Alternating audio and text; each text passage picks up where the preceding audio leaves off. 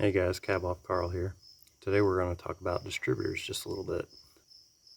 I know as a dealer technician, it's been years since I've had to do anything like this at the actual shop.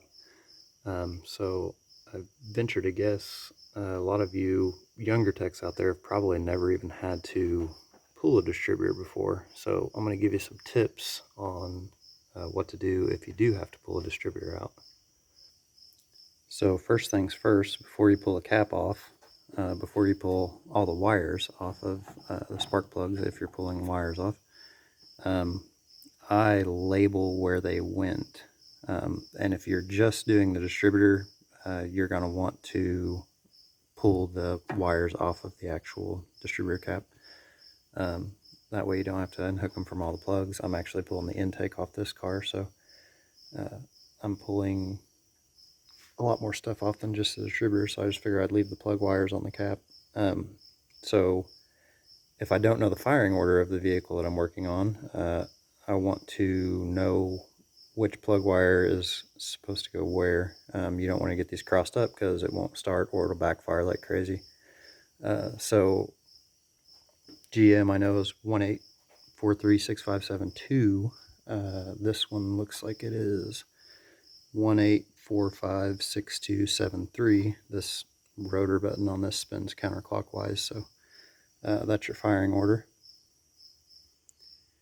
Then just for reference, I put a 1 on the plug where the number 1 plug wire is at for reference later. Then after you get that off, before you pull the rotor off or pull the distributor or anything out, I like to make a mark. I don't know if you can see the little white paint mark on the rotor there, but looking straight down at it, my white paint marks line up to the outside housing of the distributor here, that tiny little paint mark. And then also you want to come down here, and I usually do it right around where the hold down bolt is, but make a little mark on the actual distributor housing there. That way you know a pretty good set point of where your timing is going to be whenever you put everything back together. Just line that mark back up. When you're putting it together, make sure you get these marks lined back up, and then your timing is going to be pretty close. So another thing you have to consider is whenever you're going down with this, you'll notice as you pull it up that this rotor is going to turn because that gear that it's riding on is going to turn it as it comes up.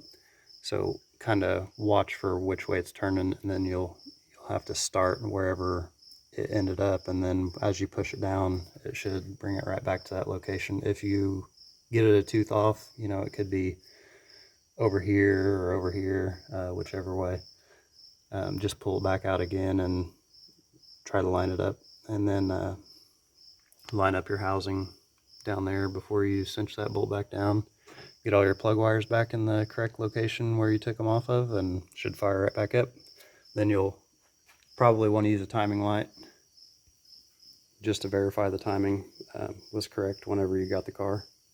But hope this helps.